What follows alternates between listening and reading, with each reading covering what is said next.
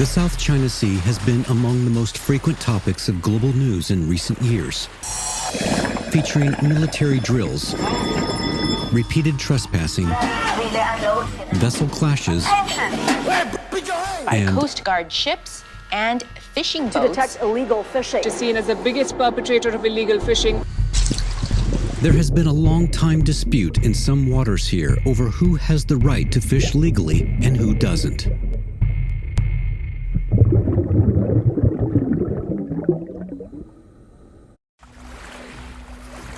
Even ordinary fishing activities have the potential to ignite geopolitical conflicts, especially with countries outside the region stoking up tension. Things are getting more complex and unpredictable. Yeah, I mean, you could imagine some kind of small fishing dispute that escalates and could ultimately result in great power confrontation between the US and China. An increasing number of articles and commentaries have been published to help paint the dispute as a good versus evil struggle, accusing China of controlling the South China Sea and exploiting fisheries. While it may be fashionable to demonize China, is this perception even accurate?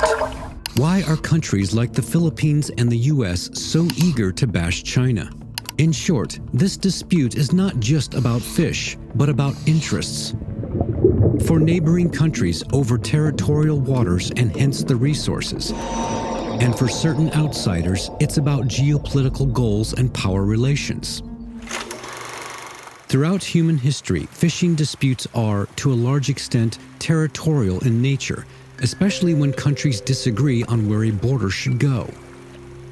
Historically, there used to be little dispute of this kind in the South China Sea, as Chinese activities in the region date back over 2,000 years. China's legitimacy over the waters is evident in both historical records and modern-day studies.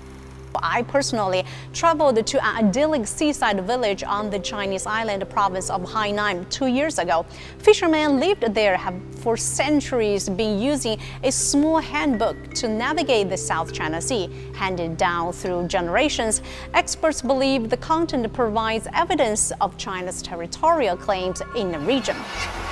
In recent years, the dynamics shifted as more outside countries began to increasingly assert their presence in the South China Sea.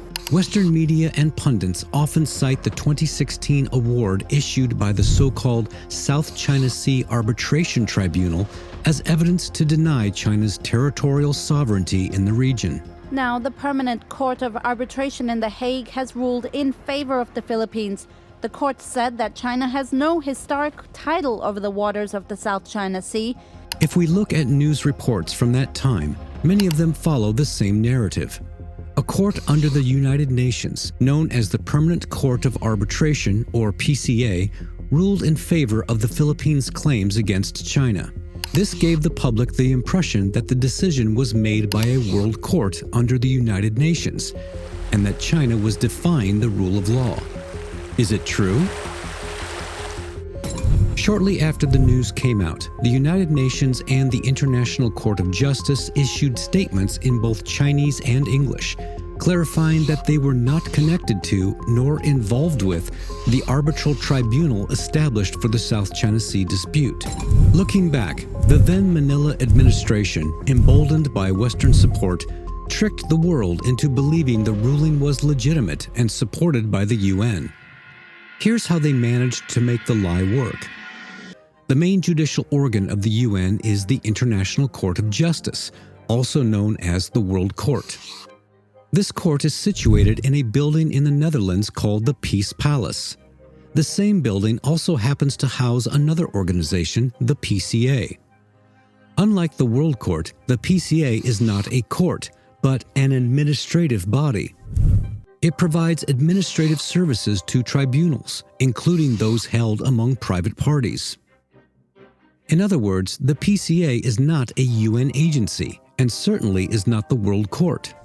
It just coincidentally shares the same office building with the World Court. This is where things get weird. Although the 2016 tribunal had no legal relationship with the UN, it still sparked a media frenzy backed by the West. The story was spread all around the world that a UN-backed court had made a ruling that's legally binding. But in fact, as a Filipino journalist later revealed, the decision was made by a 5-man panel of arbitrators who were all Europeans except one, a Ghanaian who is a London resident.